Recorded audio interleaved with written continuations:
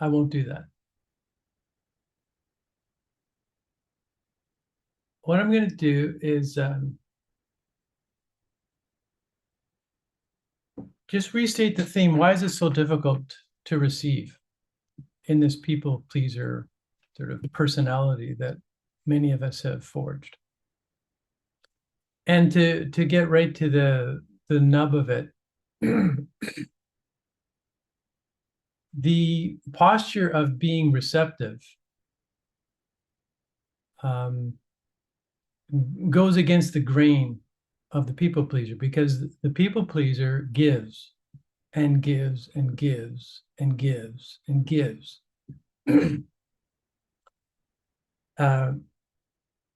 And so to the outside observer, and even to oneself as a people pleaser, it seems like, well, I'm so generous, I'm sacrificing so much, I'm always there for everybody when they ask. But then what happens is that there's a growing resentment and sometimes a bitterness, and certainly an exhaustion, because the deal was that is not conscious until it's conscious. This giving is actually me being on the take. So it looks like giving, but actually it's controlling relationships and controlling reality in such a way that you fulfill your end of the bargain, which is to love me, which is to approve of me, which is to accept me, which is to not reject me, which is to show me that I'm somebody because I feel like I'm nobody, which is to never, ever dare shame me because, that's what I've constructed this personality so I wouldn't have to feel. So what appears as giving is actually being on the take. Everything and everybody is recruited to substantiate and legitimize oneself. And this is a deep layer, but I'm pretty sure it's true. It was true for me that I thought other people existed in their own right, but essentially what I was doing, it's awful to face this, because the shadow side of this is that,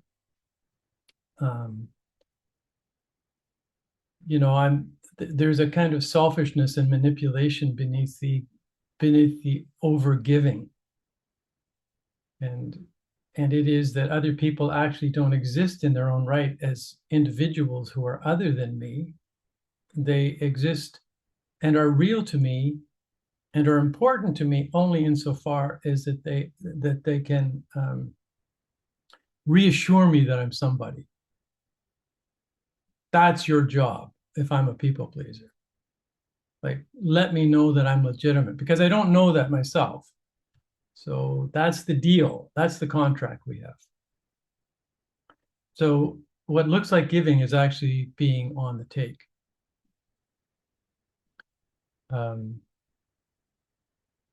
But it's being on the take.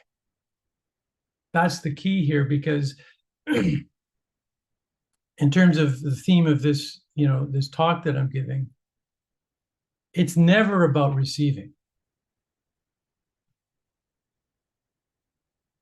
It's never about the experience of being on the receiving end of undeserved grace, of love, of beauty, of goodness, of truth. Because a true experience of receptivity is an experience of gratitude. And the experience of gratitude is that it's all given. The sun burns something like 600 million tons, converts hydrogen into helium every second, 600 million tons of it. And because of that, Earth comes to life. I didn't do that. Like, I didn't do it. I don't know, maybe, there's some way of imagining that I did that, but I'm not even thinking about that, about the the generosity of the sun, which awakened Earth to all its potential and came to life. And then this great Earth adventure that we're all a part of happened. And I was born into it. It's like this booming, buzzing creativity, and all that we're doing as human beings for good and ill. It's like it's a gift of the sun. And you take that further and you realize, well, it's I'm living on a planet that gives me everything I need to survive. Literally everything comes from it. The water, the food, the oxygen. And in fact, it's such a gift that the way the whole thing is constructed is that, excuse me, at some point you might have the realization that I'm the reconfigured presence of the sun. I'm all that light and the radiation from the sun uh, in relationship with our planet. And after what 14 billion years, I don't know, like eventually all that conversion of energy eventuates in me and you. So I am that in this form. Um, it's all a gift. This is and this realization that it's all a gift, even when it's not going our way, it's still true that we are provided for, we are upheld. Just in terms of what's happening, what a body is, what a human body is, the intricacy and the elegance of so many different organisms and so much intelligence, all these differentiated beings and organs and cells, but they're all working together and outside of our awareness to give us life. And if you stop to really feel it and think about what's going on so that I can speak right now, it's like a staggering miracle. It's beyond comprehension. There's such intelligence involved in making you present and making me present in these bodies.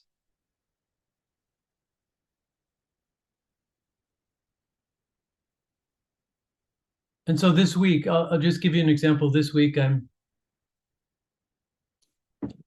been working around, the space of manifestation. I'm curious about manifestation because once we deconstruct the soldier personality, the people pleaser, and like, then what is the life that we actually want? So one of my deepest insecurities is around money. It's like I always feel like there's not going to be enough. We don't have enough. I'm not making enough. I need more. I need more of it. I gotta make it, and I gotta make it happen. You know. So even the language that you hear in this manifestations is always about financial abundance.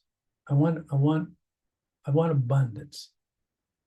But whenever I heard that, my ego would always um, kick in, and I would feel like I need to make that happen.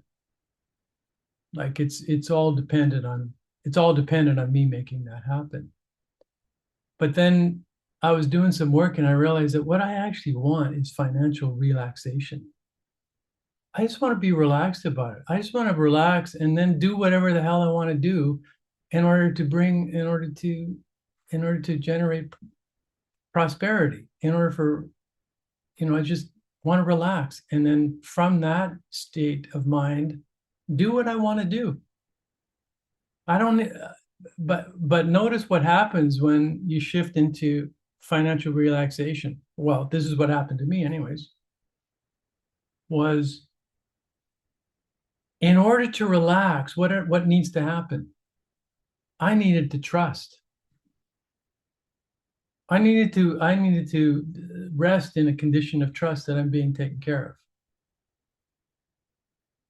Well, why can't I rest in that condition of trust? Why is my default to distrust, to having to engineer my life? As if the sun and earth and the cosmos isn't always already supporting me in every conceivable way in my body. It's like And it's because of the early setup. And I would say it's because of what I call a core unconscious belief that I'm alone. Like I learned early in response to the conditions that, okay, I'm going to have to make this happen because I'm on my own and let's figure this out, Bruce. There, there's there's nobody there really for you, like in terms of being resourced and being loved and feeling like I can just relax.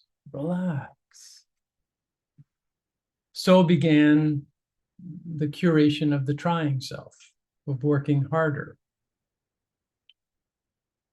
And so this shift into the paradigm of like, really what I want is financial relaxation. I just don't want to worry about it. I just want to express what I love doing. This offering is part of that. I love doing it. I love doing the Just Be You. I love being in community around this. I love offering, whatever gift has come of the suffering that I've undergone to get to where I am. I love it. So relax. But relaxing means trusting. Trusting means surrendering. And the moment you do that, and it means being in a state of gratitude.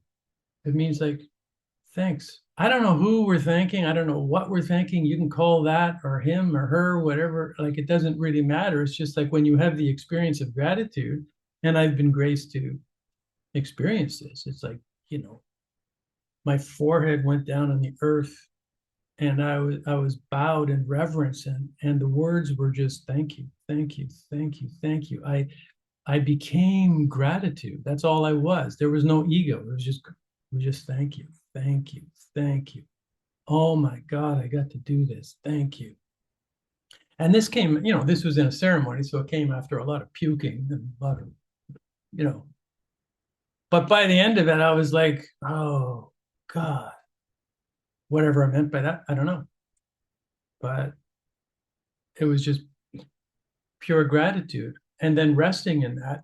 But you see what happens in that condition of gratitude, trust, surrender, the absence of anxiety, um, is that it dissolves ego. The ego can't live in the presence of gratitude. You can't have both this deep condition of radical gratitude and the egoic construction. You can say the words at the Thanksgiving table. Thank you. I'm really grateful for this. I'm really grateful for that. But actually, if you're overtaken by gratitude, if you're in that condition of surrender, which elicits this condition, this state of trust, uh, you are actually egoless.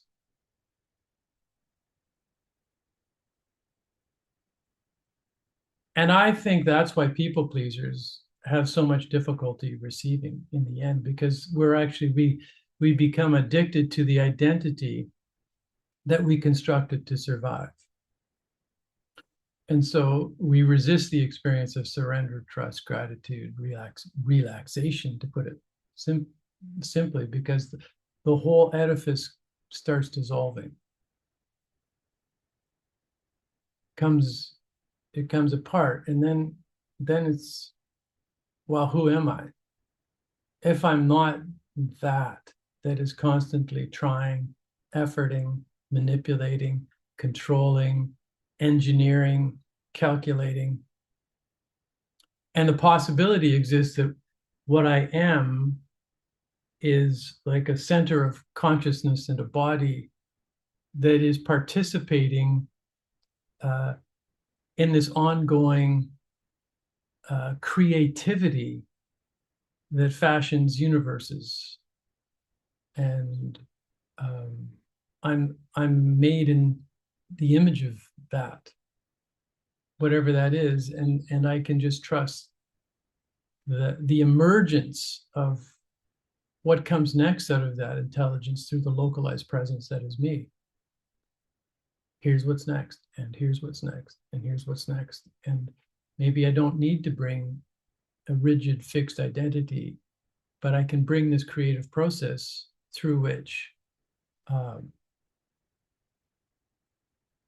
I can discern what's in the best interest of me, what lights me up, what is beautiful. And I can offer that uh, in generosity to the larger community, and they can do the same. And in and through that, we experience a kind of communion event of individuals who are being themselves, and through whom this ongoing creativity that brings forth universes now and now and now can continue through the individual centers of that, but also through the communion of those individuals.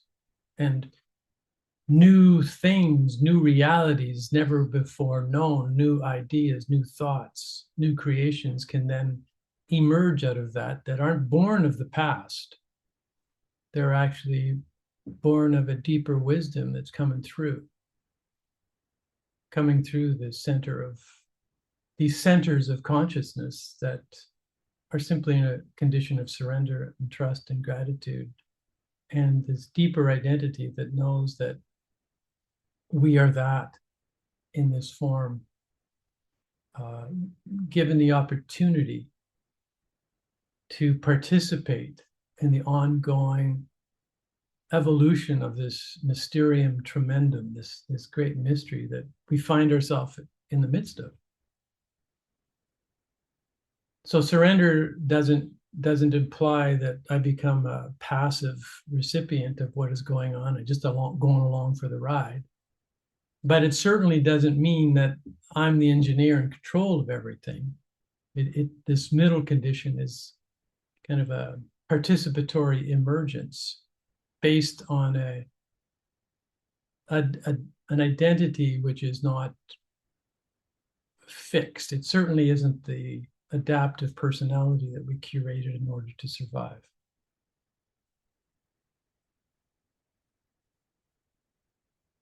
So you might want to feel into that. What does it feel like to receive the gift of creation, to be on the receiving end of grace, to feel into the love that gave birth to all of this is also within us and available to us. And that grace got interrupted. It got interrupted too often, too early. And we learned something else. Like, I'm on my own. I've got to make this happen. If I relax, this is the thing. If I relax, I'll be destroyed. If I relax,